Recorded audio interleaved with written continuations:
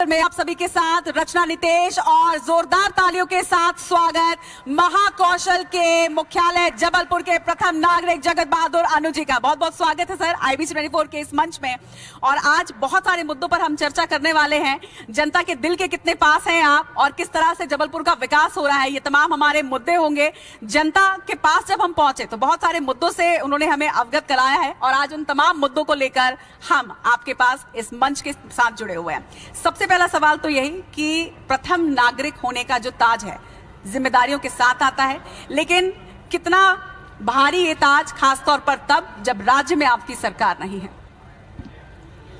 देखिए, ताज चुनने का रास्ता हम लोग खुद तय करते हैं और जब आपके घर कोई पीले चावल लेके नहीं आया हो, रास्ता आपने चयन किया हो, तो वो ताज बोझ नहीं होता, भारी नहीं होता, वो खुशनुमा होना चाहिए। और उस ताज की रक्षा करके आम जनता की सेवा में अपना सर्वस्व लगा देना ही सबसे बड़ा काम होता है और वही काम होता है। ये रास्ता हम लोग खुद चुन के आते हैं। हमारे घर कोई नहीं आता कि प्लीज़ कृपया करके आइए, राजनीति करिए। तो जब हम लोग ये चुनते हैं तो ये तय करके आते हैं कि 24 घंटे उपलब्ध रहना है, 16 घंटे काम करना है और जो दायित्व आम जनता ने हम लोगों को दिए हैं वो निश्चित तौर पर पूरे तरीके से उसका निर्वहन करना है और सफल होना है जीवन में। तो वो ताज तो बोझ नहीं है और उसको मैं ताज नहीं मानता हूँ। ताज आप लोग कहते हो, मैं प्रथम नागरिक भी हूँ। एक्ट में नगर पिता भी लिखा होता है महापौर को, लेकिन मैं मानता हूँ कि जो महापौर होता है वो किसी भी शहर का प्रथम सेवक होता है और सबसे बड़ी जवाबदारियां उसी की होती है उस शहर को ठीक करने के लिए। क्या बात है, इस बात पर एक तालियां हो जाए कि प्रथम नागरिक नहीं प्रथम सेवक हैं और शहर के पिता हैं। और जब हम जबलपुर में लोगों से बात कर रहे थे तो आपकी फैन फॉलोइंग भी काफी मिली हमें।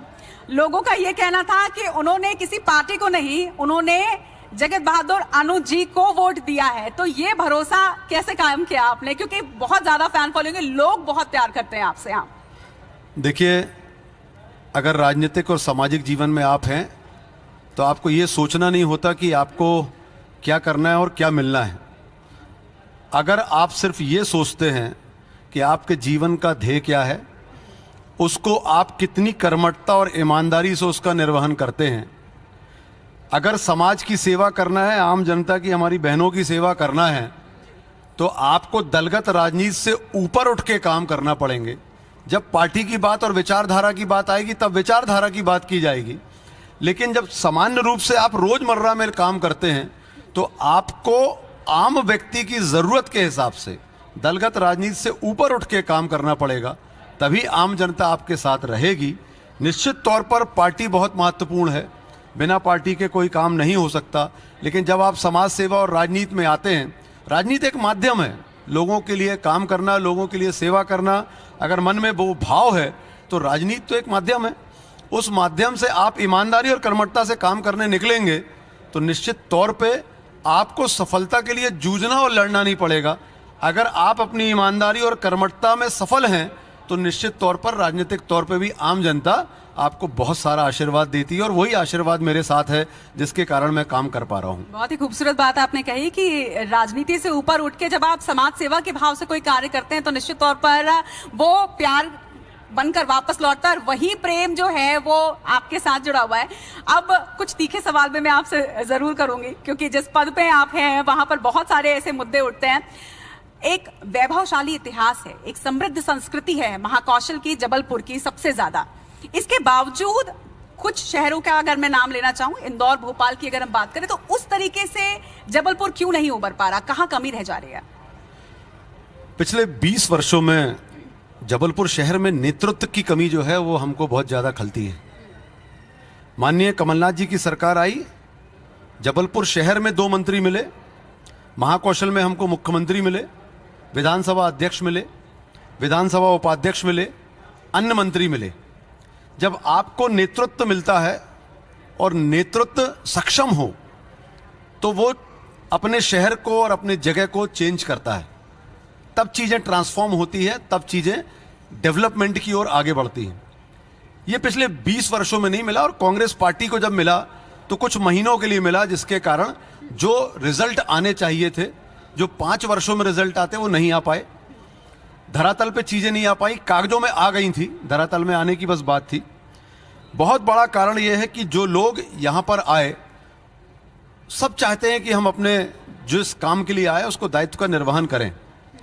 कई बार समझ की कमी हो सकती है, कई बार सोच की कमी हो सकती है, और कई बार लोग बन के सिर्फ उसका आनंद लेते हैं, अपने राइट्स को समझते हैं पर ड्यूटीज को नहीं समझ पाते कि उनकी ड्यूटीज क्या है, जिसको लेकर हम अपने क्षेत्र का जो विकास करना चाहिए वो नहीं कर पाते हैं।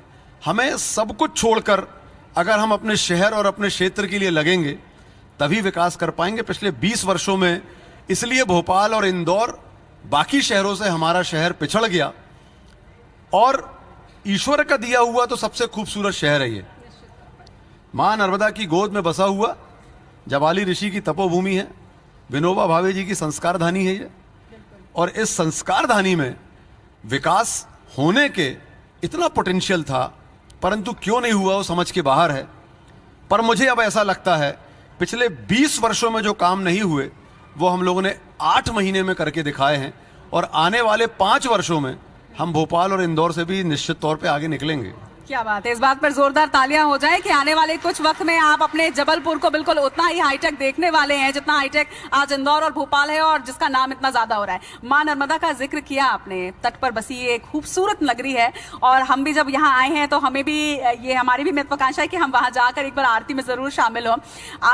अगर मैं गलत नहीं हूं तो आपने जब ये पद ग्रहण किया था तब आपने कहा था, ये संकल्प था आपका कि आप नर्मदा के घाटों को बहुत स्वच्छ बना देंगे, नर्मदा को बहुत स्वच्छ बना देंगे। कहां तक पहुंचा है वो काम? और जो चर्चा आज हम इस स्टेज पर कर रहे हैं, क्या आने वाले वक्त में हम वो चर्चा ग्वारी घाट पर बैठ के कर पाएंगे?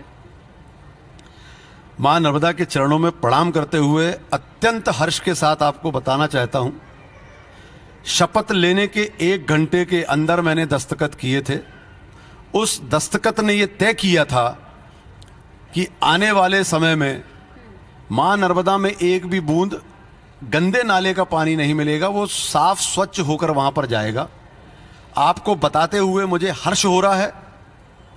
अभी यहां से उठ के हम मां नर्मदा के तट पे चल सकते हैं। जितने गंदे नाले हैं, जितने भी जबलपुर नगर निगम सीमा में, ये सिर्फ मध्य प्रदेश में नहीं पूरे देश में ऐसा पहला शहर होने जा रहा है जहां आने वाले दीपावली के पूर्व मां नर्मदा में एक भी बूंद गंदे नाले का पानी नहीं मिलेगा, साफ और स्वच्छ होकर वो जाकर मिलेगा। 17.5 करोड़ रुपए की डीपीआर तैयार हुई, टेंडर हुआ, एग्रीमेंट हुआ, वर्क ऑर्डर हुआ, और मौके पर काम चालू हो गए। जितना भी समय लगे, 4 महीने, 6 महीने, 7 महीने, काम चालू है। जितना भी समय लगेगा, उम्मीद यही है कि आपके साथ मां नर्मदा के तट पे बैठेंगे। उस दिन बैठेंगे जिस दिन 1.25 लाख दीपक से हमारा मां नर्मदा का गौरी घाट 1.25 लाख दीपकों से जगमगाता होगा। मां नर्मदा का तट, भजन संध्या चल रही होगी, लखा जी वहां पर भजन कर रहे होंगे। ये इसी दिवाली भी ये तस्वीर दिखी और थी। ये दिवाली हम लोग ऐसे ही मनाएंगे कि आज जबलपुर सीमा क्षेत्र में मां नर्मदा में एक भी बूंद गंदे नाले का पानी अब नहीं मिल रहा। वो साफ होकर सारे नालों में प्लांट लग जाएंगे और साफ होकर पानी मां नर्मदा में जाकर मिलेगा। इसकी काम शुरू हो चुके हैं, कोई प्रक्रिया भी बाकी नहीं है, सिर्फ काम होना है और भुगतान होना है, इतना बाकी कुछ नहीं बाकी उसमें। क्या बात है। चलिए, जब आपने ये बात कही है तो हम लोग भी ये वादा करते हैं कि इस बार हम भी दिवाली जबलपुर में ही जरूर मनाएंगे। अच्छा, जब बात आ रही है नर्मदा के घाटों को स्वच्छ रखने की, उसमें गंदे पानी के ना मिलने की, तो एक बात और होती है कि तट पर बसी ये नगरी है, लेकिन इसके बावजूद कई जगहों में इतना जल संकट क्यों है और उस पर निगम किस तरीके से कार्य कर रहा है? क्योंकि अब गर्मी आ चुकी है और जल संकट एक ऐसी समस्या है जिससे जब जूझता है आदमी तो कैसा महसूस होता है, ये मुझे लगता है बताने की शायद किसी को भी आवश्यकता नहीं है। जब मैं महापौर बना उसके पहले मैं 20 साल प्रत्यक्ष अप्रत्यक्ष रूप से नगर निगम सदन में था। मैं अपनी बातें उठाता था। महापौर बनने के पहले मैंने फाइल बुलवाई। मैंने कहा मुझे ये बताइए, जबलपुर शहर में कितने घरों में मां नर्मदा का जल जाता है? पिछले 20 वर्षों में जो काम हुए हैं, आप सोच के हैरान हो जाएंगे कि मां नर्मदा के तट में 20 किलोमीटर के डायमीटर में रहने के बाद भी 2,60,000 जो रजिस्टर्ड घर हैं, उनमें से मात्र 1.5 लाख घरों में मां नर्मदा का जल जाता है। 1,10,000 घरों में मां नर्मदा जल जाने की पाइपलाइन ही नहीं डली है आज तक। वहां पर या बोरिंग से पानी जाता है या टैंकर से पानी जाता है। तो इस दिशा में फिर क्या हो रहा है? आप तो 8 महीने हो चुके हैं आपको। हाँ, हो गए। मैं बता रहा हूं आपको, मैंने आपको बताया जो 20 वर्षों में नहीं हुआ वो 8 माह में किया हम लोगों ने। जब हम लोग आए तो सबसे पहले जल संकट को दूर करने के लिए प्रॉपर डिस्ट्रीब्यूशन का सिस्टम बनाया। कहीं पानी 1 घंटा जा रहा है, कहीं पानी 10 मिनट जा रहा है। उस सारे सिस्टम को मॉनिटर किया हम लोगों ने। टंकियां कितनी भरी जा रही हैं उसको मॉनिटर किया। टैंकर हमारे पास सिर्फ 150 ट्रिप रोज पहुंचाने वाले थे, उसको हम लोगों ने इंफ्रास्ट्रक्चर बढ़ाया और 400 ट्रिप रोज टैंकर पानी पहुंचाने की हम लोगों ने व्यवस्था करी। नए टैंकर खरीदे। 20 करोड़ रुपए की पाइपलाइन हम लोगों ने तत्काल सैंक्शन करी, जो डिस्ट्रीब्यूशन हम लोगों ने बढ़ाया। माननीय विश्वनाथ दुबे जी जब यहां पर महापौर थे उस समय आखिरी बोरिंग नगर निगम से हुई थी। आप सोच लीजिए 2003-2002 की बात बोल रहा हूं आपको मैं। उसके बाद हम लोगों ने, मैंने सैंक्शन की 65 बोरिंग हम लोगों ने पिछले 1 माह में कराई है और इससे ज्यादा बोरिंग अगले 1 माह में हम लोग कराने जा रहे हैं। रही बात मां नर्मदा के जल की, 2 वर्षों में 200 करोड़ रुपए नगर निगम से और 284 करोड़ रुपए 18 टंकियों के साथ हर घर में नर्मदा जल पहुंचे। उसके लिए हम लोगों ने MIC से सैंक्शन करके, हायर कमेटी से सैंक्शन होके वो प्रोजेक्ट हमारा आगे सैंक्शन के लिए जा चुका है। मतलब कि आने वाले ज्यादा से ज्यादा 2 साल के अंदर जबलपुर तक और जूझना पड़ेगा। मतलब 20 साल में जो काम नहीं हुआ उस काम को हम लोगों ने कागजों पे सैंक्शन किया। उसकी सैंक्शन आएगी, उसका टेंडर लगेगा, उसका वर्क ऑर्डर होगा, 18 नई टंकियां बनेंगी, 2 बड़े टैंक बनेंगे। ये आप रिमोट से पानी हर घर में नहीं पहुंचा सकते। मेरा ऐसा मानना है कि सबसे कम समय में हर घर में लगभग 2.5 से 2.25 लाख घरों में पर्याप्त जल, ये ऐसा नहीं होगा कि 2 साल बाद ही मिलेगा। ये शनै शनै सबको मिलना चालू होगा। 10,000 को फिर 10,000 को फिर 20,000 को फिर ऐसे बढ़ता जाएगा। और आने वाले 2 वर्षों के बाद हम लोग ये कह सकेंगे कि आज हर घर में नर्मदा जल, ये हम लोग कहने की स्थिति में आज से 2 साल बाद आएंगे।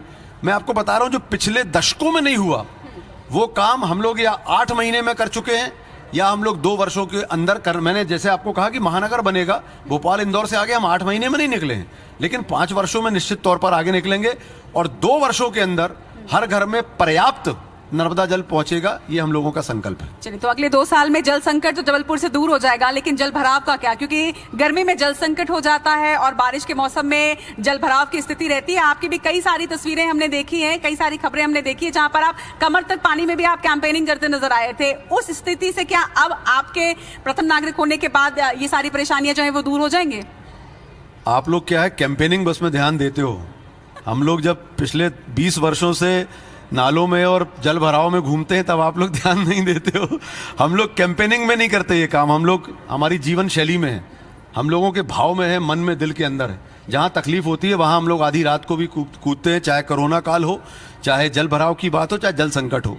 हम लोग सामना करते हैं, चाहे सत्ता में हो चाहे विपक्ष में हो, और उसमें सुलझाने की कोशिश करते हैं। जब जल की आवश्यकता होती है तो जल संकट होता है, और जब बारिश होती है तो जल प्लावन होता है, जो जिस पानी की आवश्यकता नहीं होती है। निश्चित तौर पे लोग परेशान होते हैं। जबलपुर शहर की विडंबना देखिए आप, जो नाले हमारे 100 और 80 फीट के चौड़े नाले थे, जो नदियां होती थी जिनको नालों का नाम दे दिया गया, ओमती नाला, मोती नाला, गौर नाला, ये नदियां होती थी हमारी, परंतु ये नाले का रूप ले ली। और 8 वर्ष पूर्व जो 100 फीट और 80 फीट का नाला था उसको 12 फीट और 15 फीट का बॉक्स का नाला बना दिया गया पूरे शहर में।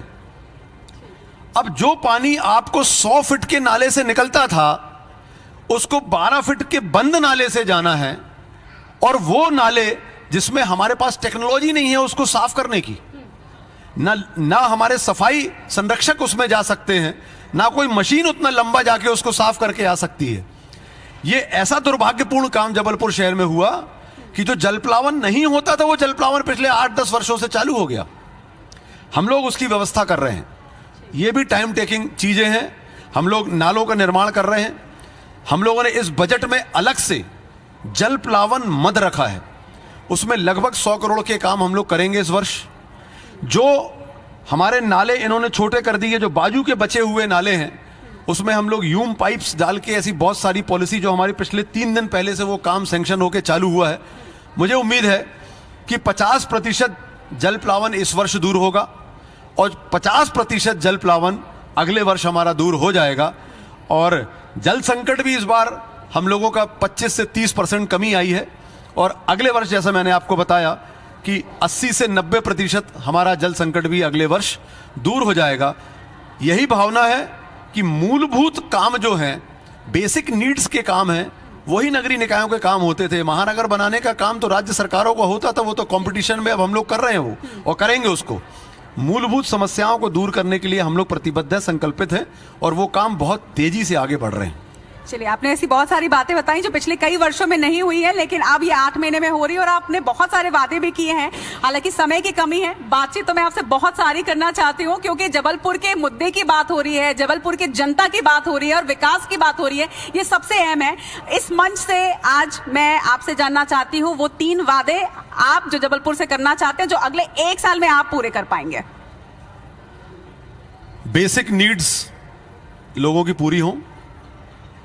250 करोड़ रुपए से ज्यादा की सड़कें और नालियां हम लोग 8 महीने में बना चुके हैं या भूमि पूजन कर चुके हैं। जो सड़कों का जो इंफ्रास्ट्रक्चर अधोसंरचना का मामला है, वो आने वाले 1 वर्ष में जबलपुर शहर का सबसे खूबसूरत होगा, ये मैं आपको वादा करता हूं। जल संकट मैंने कहा बहुत कमी आएगी 1 वर्ष के अंदर, जल प्लावन से मुक्ति बहुत आएगी 1 वर्ष के अंदर। भारत माता का एक बेहतरीन मंदिर का निर्माण जबलपुर शहर में होगा। मध्य प्रदेश का सबसे ऊंचा 262 फीट मतलब 75 मीटर का राष्ट्रीय ध्वज तिरंगा 15 अगस्त को हम लोग वहीं झंडा फहराएंगे, जो मध्य प्रदेश का सबसे ऊंचा होगा। हमारी जो अपभ्रंश जितने थे हमारे धर्मों को लेकर, ग्वारी घाट हम अपभ्रंश बोलते थे, उसको माता पार्वती के नाम से गौरी घाट हम लोगों ने किया। वो तीर्थ क्षेत्र है, उसको हम लोग मेंटेन करेंगे। 1 वर्ष के अंदर हम लोग यातायात और पार्किंग व्यवस्था से लोगों को तकलीफों से निजात दिलाएंगे।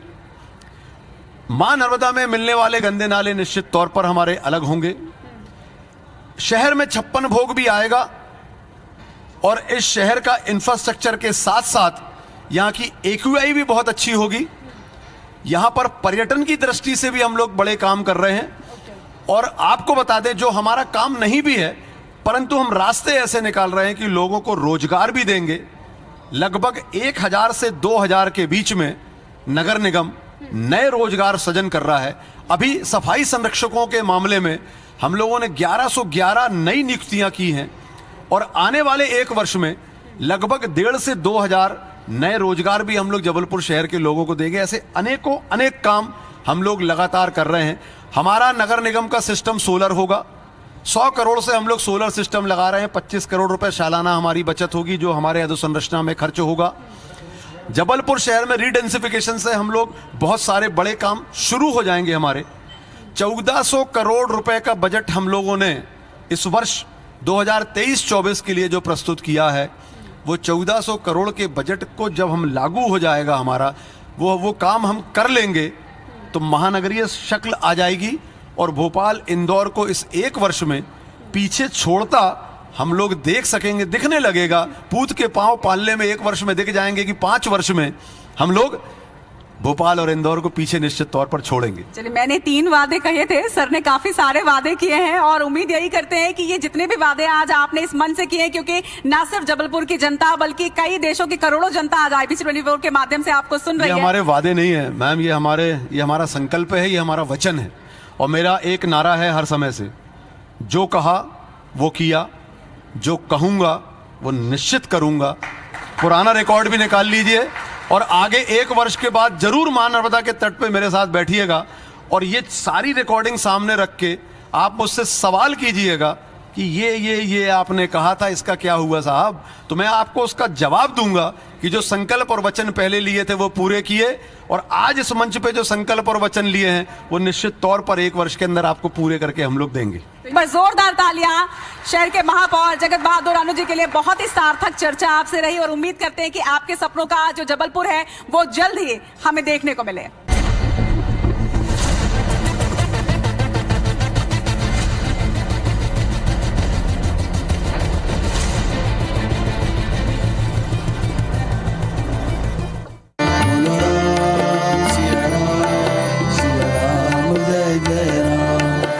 सब कहेंगे